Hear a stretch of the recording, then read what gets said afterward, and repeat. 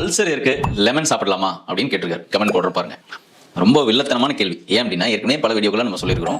இப்போ ரீசெண்டாக கூட ஒரு நபர் கிட்டத்தட்ட 2-3 இயர்ஸ்க்கு மேலே அல்சர் இருக்கு, சிவியர் கேஸ்ட்ரைட்டிஸ், நிறைய எண்டோஸ்கோப்லாம் பண்ணிட்டு ஒரு 6 months ட்ரீட்மெண்ட் இங்கே பண்ணி டயட்லாம் ஃபாலோ பண்ணி நல்லா ரெக்கவர் ஆகி மருந்தெல்லாம் நிறுத்தி ஒரு ஆளே நார்மல் ஆயிட்டார். ஆனால் இப்போ கிட்டத்தட்ட 2 இயர்ஸ்க்கு அப்புறமா திரும்ப ஒரு கன்சல்டேஷன் வராரு. என்னன்னு கேட்டால் நான் வந்து கண்டினியூ பைனாப்பிள் சாப்பிட்டேன் அப்படின்னு.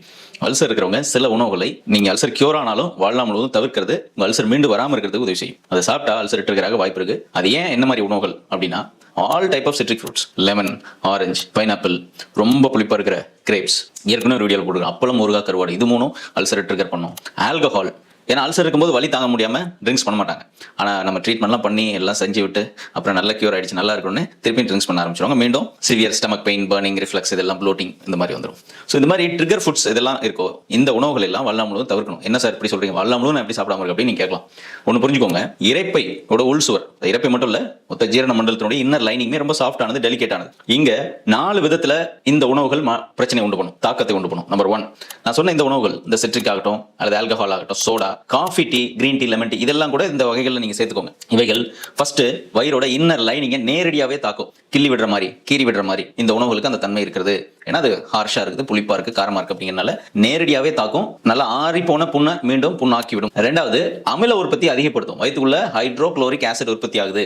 அது தண்ணி கிடையாது, நீர் அப்படின்னு சொன்னா தண்ணி நினைச்சுக்க, நீர் இல்ல, அது அமிலம். இந்த அமிலத்தை எடுத்து ஒரு பேப்பர்ல விட்டு அந்த பேப்பரை ஓட்டையாக்கலாம். அவ்வளவு ஹார்ஷான அமிலம் தான் நம்ம இறப்பைக்குள்ள சுரக்குது. இந்த அமிலத்தினுடைய அளவையும் அதனுடைய அமிலத்தன்மையும் மிக அதிகமா அபரிமிதமா உற்பத்தி ஆகிறதுக்கு இந்த உணவுகள்லாம் தூண்டியா செயல்படுது. அதனாலதான் இந்த மாதிரி உணவுகள் எடுக்கும்போது அதிகமான எரிச்சல் ஏற்படுது. ஈவன் புண்ணே ஆகலனாலும் எரிச்சல் வரதுக்கு வாய்ப்பு இருக்கு. 3வது, எந்த விதத்துல இந்த உணவுகள் பாதிப்பு ஏற்படுத்துது, அல்சர் மீண்டும் வர வைக்குது அப்படின்னா ஆசிட் ரிஃப்ளக்ஸ் உண்டு பண்ணும். குடல் மற்றும் குறிப்பா மேல் ஜீரண மண்டலம் மேல் நோக்கி துடிக்க செய்யும். அப்படி மேல் நோக்கிய துடிப்புகள் கொடுக்கும் பொழுது சிவியர் ஆசிட் ரிஃப்ளக்ஸ் வந்து, அதாவது ஈசோஃபேஜைட்டிஸ் அப்படிங்கிற உணவு குழாய் புண் வரதுக்கு நிறைய வாய்ப்புகள் இருக்கு. 4வது, எந்த முறையில் இதெல்லாம் இந்த உணவுகள் பாதிப்பு ஏற்படுத்துது அப்படின்னா உங்களுடைய உணவு செரிமானத்தை பெருமளவு தாமதப்படுத்தும். அதிக நேரம் நின்று செரிக்கவோ அல்லது மிக சீக்கிரமா உணவு செரிமானம் போய் அடுத்த பாட்டுக்கு போறது. 2 எக்ஸ்ட்ரீம், எதர் ப்ளோட்டிங், ரொம்ப சிவியர் ப்ளோட்டிங் இருக்குது, இன்டைஜஷனா இருக்குது, அந்த மாதிரி சிம்டம் வரலாம். அல்லது இந்த உணவுகள் எடுக்கும்போது குயிக்கா அது வந்து டைஜஸ்ட் ஆன ஒரு ஃபீல், சீக்கிரமா வயிறு எம்டி ஆகுது, அடிக்கடி அதிகமா பசிக்கிறது. ஒரு நாளைக்கு 20 டைம் நான் சாப்பிட்டா தான் சார் எனக்கு என்னால் முடியுது, அந்த அளவுக்கு பசிக்குதுன்ற பேஷன்லாம் இருக்கிறாங்க. எனவே இந்த மாதிரி 4 விதங்களில் இந்த உணவுகள் குணமான இரைப்பை புண்,